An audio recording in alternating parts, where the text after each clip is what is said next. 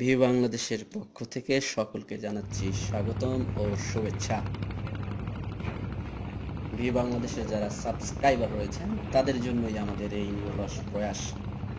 তারই অংশ হিসেবে ভিউ বাংলাদেশের টিম এখন রয়েছে পদ্মার মাছ নদীতে।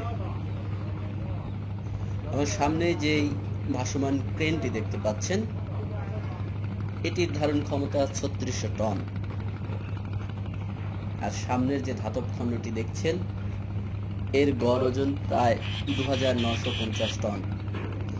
যারা ভিউ বাংলাদেশের ভিউয়ার রয়েছেন তারা নিশ্চয়ই অনুমান করতে পারছেন এখানে কি হচ্ছে।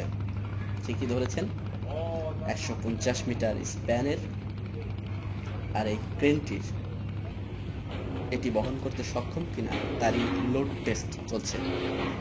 অর্থাৎ পিছনের যে সাদা অংশটি দেখছেন, যে ক্রেনটি দেখছেন 3600 টন, এটি এই স্প্যানগুলোকে নদীতে বহন করতে সক্ষম কিনা তারই একটি মহড়া চলছে।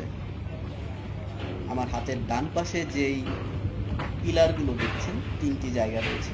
এটি হচ্ছে 5 নং, 6 নং এবং 7 নং পিলার। এই পিলারগুলো মাওয়া প্রান্তে অবস্থিত। এই পিলারের মাধ্যমে এখান থেকেই মূলত পদ্মা সেতুটি শুরু হবে এবং যে পিলারগুলোর উপরে এই স্প্যানগুলো বসবে। এই কাজগুলো করতে এই স্পিডবোর্ডে করে এখানে কিছু প্রকৌশলী এই তথ্য উপাত্তগুলো সংগ্রহ করেন, সেটি আপনারা দেখতে পেলেন।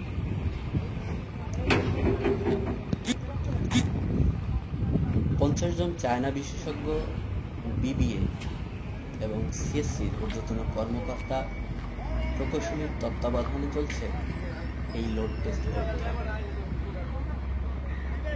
এই পরীক্ষাটি সফলভাবে সম্পূর্ণ হলেই মিলবে ভাসমান এই ক্রেনটির সেফটি সার্টিফিকেট। আর ঠিক তখনই শুরু হবে নদীতে এই স্প্যানগুলো বসানোর কাজ।